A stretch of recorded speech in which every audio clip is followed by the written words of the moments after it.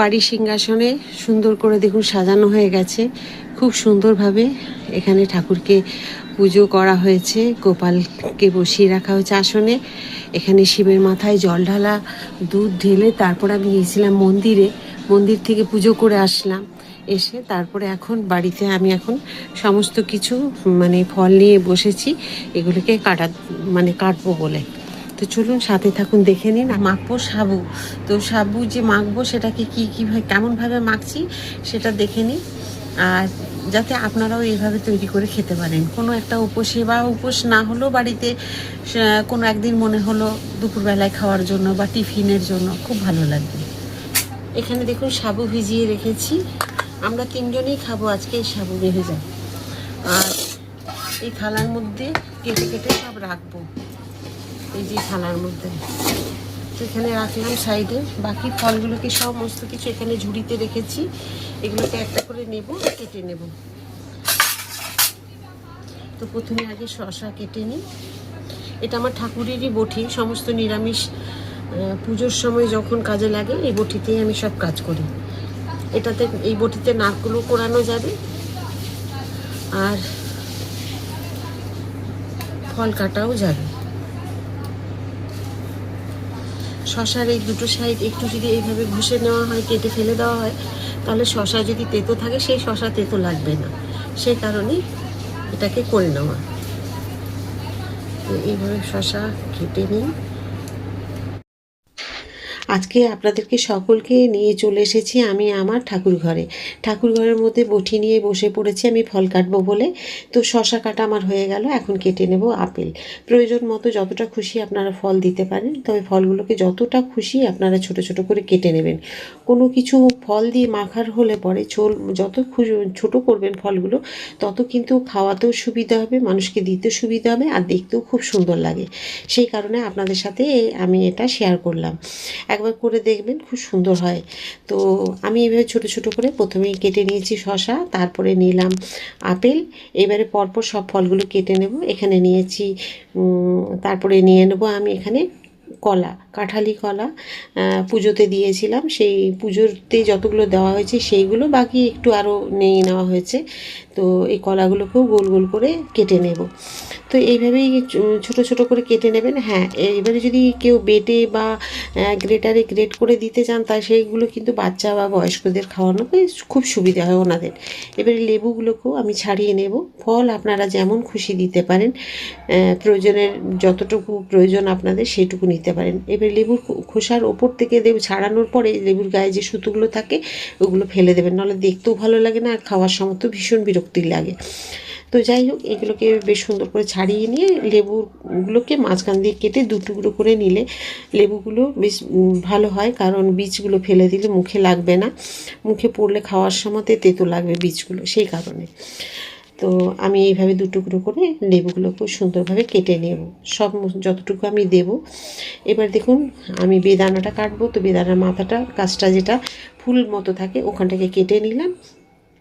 এইভাবে কেটে আমি যেভাবে দেখাচ্ছি আপনারা একবার কেটে দেখবেন। বেদানা বীজগুলো যে দানাগুলো ছাড়িয়ে নিতে খুব সুবিধা হয়। অনেকে হয়তো জানেন বা অনেকে জানেন না। তো যারা জানেন না তাদেরকে আমি দেখিয়ে দিচ্ছি, আপনারা দেখে এইভাবে কাটবেন, দেখবেন খুব সহজে কয়েক মিনিটের মধ্যে আপনারা বেদানাটাকে ছাড়িয়ে নিতে পারবেন। 4-5টা এভাবে কাট দিয়ে দিতে হবে গায়ের মধ্যে, আর এইভাবে ফুলের মতো দেখুন এক একটা পাপড়ির মতো ছেড়ে আসবে, যেমন আমরা পদ্ম ফোটাই ঠিক সেই রকম মতো। তো এইভাবে একটা করে নিয়ে আর আপনি বেদানার দানাগুলোকে ছাড়িয়ে নিন, দেখুন খুব সহজে ছেড়ে যাবে, একটু অসুবিধা হবে না। সাদা অংশগুলো যেগুলো গায়ের মধ্যে থাকে সেগুলোও পর্যন্ত থাকবে না, এত সহজে ছাড়ানো হয়। তো এটাও আপনাদের সাথে আমি যেটুকু জানি আপনাদের সাথে সবসময় ভাগ করে নিই, যেগুলো আমি জানি, বা আপনাদেরও অনেক সময় অনেকের ভিডিও দেখি যেগুলো আমার জানা থাকে না, আপনাদের কাছ থেকেও আমি শিখি।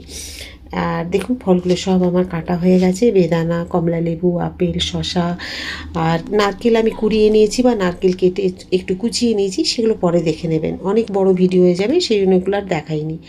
তো এখানে দেখুন রেখেছি নারকেল আর আঙুরটাকে কেটে। আমি এই ভিডিওটা করতে ভুলে গেছি। এখানে আমি কিছুটা দুধ দিয়েছি, সাবু দিয়েছি আর ফলগুলো। আমি ভেবেছিলাম ভিডিওটা করছি, হয়তো এতটা বেলা মানে তাড়াহুড়ো করছি না, কারণ ছেলেও খাবে, ওর দেরি হয়ে যাবে। আমরা তো যাই হোক, দেরি হলো কোনো অসুবিধে নেই, ওই কারণে আমি তাড়াহুড়ো করতে গিয়ে এটা ভিডিও করতে ভুলে গেছি। তো দুধ আর যত ফল সব মিশিয়ে দিয়েছি। এখানে আঙুরগুলোকে 2 টুকরো করে কেটেছি আর নারকেল পুরো একটার বেশি আর কি, একটু কম একটাই ছিল, নারকেল দিয়ে দিলাম। আঙুরগুলো বেশ বড় ছিল বলে আমি 2 টুকরো করলাম, যদি ছোট থাকে 2 টুকরো করার দরকার নেই, আর বড় থাকলেও অসুবিধে নেই, 2 টুকরো না করলেও চলবে, কিন্তু আমি করেছি, বেশ ভালো লাগবে দেখতে বলে এই কারণে। তবে হাত দিয়ে অনেকেই মাখা এভাবে ঘেঁটে মাখা পছন্দ করে না, কিন্তু এই মাখাটা কিন্তু যদি হাত দিয়ে করেন খুব স্বাদ বাড়ে। অনেক কিছু দেখবেন হয়তো রান্না অনেকেই পছন্দ করে না হাত দিয়ে মেখে, কিন্তু এইভাবে এই সাবু মাখা এটা যদি আপনারা হাত দিয়ে এভাবে বেশ সুন্দর করে মেখে নেন, আরও স্বাদ, মনে হয় স্বাদটা দ্বিগুণ হয়ে গেল। এবারে তো আমি হাতা দিলামই, তবে আমি যে দুধ ফুটিয়ে রেখেছিলাম 1 কিলো দুধকে আমি ফুটিয়ে তার মধ্যে 2 চামচ চিনি দিয়েছিলাম, দিয়ে সুন্দর করে ফুটিয়ে রেখেছিলাম, সেটা দিয়ে দিয়েছিলাম বলে দেখাতে ভুলে গেছি। এখন এবারে আবার ওপর থেকে একটু দিচ্ছি, যেটুকু বাকি রেখেছিলাম।